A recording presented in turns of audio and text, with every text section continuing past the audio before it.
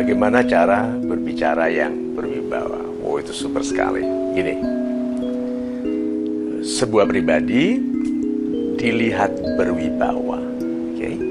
Kalau dia mengendalikan dirinya yang membuat orang lain merasa bahwa jiwa yang di dalam diri ini damai. Orang berwibawa itu damai, oke? Nah, kita bedakan dulu damai, wibawa dengan karisma. Wibawa itu tanggung jawab pribadi.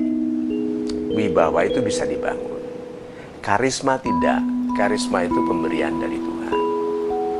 Nah, orang-orang yang berwibawa lebih mudah dihadiahi karisma oleh Tuhan daripada orang-orang yang petakilan, yang berantakan hidupnya, berantakan sikapnya, bahasanya rendah sekali, sulit diberikan karisma. Nah, jadi tanggung jawab kita sebagai pribadi adalah membangun wibawa. Nah, wibawa dulu. Jiwa yang damai itu kuat, tidak goyang. Nah, jiwa yang tidak goyang bisa dilihat dari tubuh yang tidak goyang juga. Jadi orang mau berwibawa tidak boleh terlalu banyak gerakan tubuhnya. Jadi kalau dia menoleh kepalanya, bukan begitu kan? Gitu. Bagaimana? Sulit berwibawa. Oke. Nah, jadi tanda pertama dari kewibawaannya itu adalah kedamaian jiwa, dan jiwa yang damai itu tenang, badannya tenang. Oke. Nah, karena tenang, pasti kan sudah mengetahui. Orang tenang itu karena mengetahui. Kalau tidak tahu, khawatir. Nah, jiwa yang tenang, yang mengetahui apapun yang diketahuinya itu menjadi terukur. Jadi dia menolehnya plek, nggak kelewatan. Plek. Suaranya, kekuatannya pas, nggak terlalu keras, nggak kurang, nggak lemah. Terukur. Orang berwibawa langkahnya measured, terukur panjangnya. Itu 57 cm, 57 cm, 57 cm begitu. Bisa dibayangkan nggak orang berjalan 30, 40, 50, 60, 70, 150. Nah, berarti orang-orang berwibawa measured, terukur. Oke. Terus, orang-orang berwibawa tidak tergesa-gesa. Orang membantah dia, oke? Dia tahu cara mematahkan bantahannya ini, tidak tergesa-gesa. Orang yang tidak berwibawa, orang yang membantahnya belum selesai sudah dipotong. Orang berwibawa senyum, diizinkan selesai. Udah selesai, betul. Ada lagi pertimbangannya, ada, langsung dibantai. Dan dibantainya anggun sekali. Dengan ringan, dengan ahli, dibabat. Sudah? Setelah itu apa? Tidak menikmati kemenangan. Malah dia bilang, sebetulnya kita sependapat tadi. Hanya mungkin saya belum jelas dalam bicara saya, dan mungkin saya tidak memasukkan pertimbangan dari pendapat Anda yang super sekali itu tadi. Bayangkan itu. Orang yang dikalahkan merasa dimenangkan. Tuh, berwibawa. Ya, satu lagi ya Pak. Suaranya dalam. Bagaimana mungkin? Gitu. Ya kan?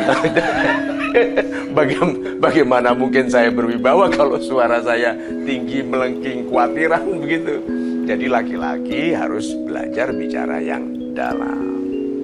Caranya besarkan dada. Seperti loudspeaker yang besar kan ulem dalam. Nah, sama. Dada ini adalah ruang resonansi, ruang bergetarnya suara kita. Nah, kalau kita nanti berlatih betul ya, berbicara dengan nada yang dalam, waktu kita duduk bersandar, itu terasa bangku ini memukul kembali ke kita. Kalau kita sudah bicara yang dalam. Nah, suara yang dalam ini lihat ya, kenapa kok dalam berwibawa? Kembali ke jiwa. Berarti itu suara yang berasal dari jiwa yang damai. Nah, dalam itu seperti dalam bahasa itu huruf O, A itu lebih kuat, lebih berwibawa daripada I, E, U. Oke, nah orang yang suaranya dalam itu kesannya seperti suara O, suara A. Dibandingkan orang yang suaranya tinggi, melengking seperti I, sulit berwibawa. Itu bahasa itu ada rasanya. Nah, pilihan kata juga penting. Kalau diperhatikan pilihan kata saya banyak sekali yang suaranya suara wibawa. O, A, ya, Palu, Kodam. Tuh, coba kalau kita buat pabrik Palu, mereknya Kodam. Bayangkan itu daripada pabrik Palu Ninil. Pakai apa pabriknya namanya? Ninil. Apa itu pabrik Palu? Mesti kecil kesannya. Nil gitu tuh. Kalau Kodam kan dam. Beda ya. Nah, itu wibawa. Tangan. Orang yang tidak mengerti menggunakan tangan, steeple. Ini atapnya gereja, tinggi-tinggian.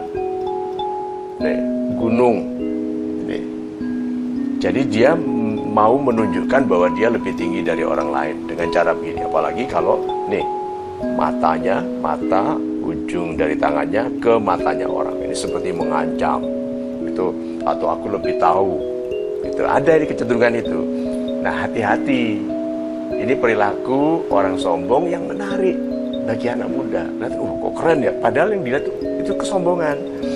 Ini membuat kita ditembak jatuh oleh orang. Karena di luar sana banyak sekali orang yang rendah hati, yang sangat powerful, sangat ahli bicara, tidak kelihatan. Lalu anak muda mau sok pinter dibabat oleh mereka dengan cara yang anggun. Oke, nah anak muda yang dimarahi, tapi dia merasa lebih pandai dari atasannya, dia kebawahi. Tapi tetap begini, berarti apa? Saya nggak salah, cuma saya takut membantah gitu, karena bapak pangkatnya lebih tinggi. Nih, oke. Nah, satu lagi, kita sulit berwibawa. Ini perilaku banyak orang Indonesia, mengangguknya terlalu cepat. Iya Pak, iya, sulit berwibawa. Saya pernah sangat junior di organisasi, tetapi saya tidak pernah menganggukkan kepala secepat itu. Sejak muda saya menolak untuk, iya Pak, enggak. Saya pasti, iya Pak, super sekali. Berarti saya tahu apa yang saya katakan, saya tidak khawatir tentang pendapat orang lain, saya menaruh di bawah orang lain bukan sebagai orang yang rendah, tapi sebagai pelayan bagi kehebatan atasan. Dan atasan itu harus bangga kalau saya pribadi yang berwibawa, bukan yang kehilangan wibawa karena oh iya Pak, bukan begitu. Oke, nah banyak sekali dan panjang sekali bahasan tentang cara berbicara yang berwibawa. Tapi suatu kita teruskan. Tapi sekarang kita cukupkan dulu bahwa kewibawaan kita dalam berbicara sangat dipengaruhi oleh kedamaian jiwa kita dan kontrol untuk tetap memelihara kedamaian itu di dalam interaksi kita dengan orang lain. Itu.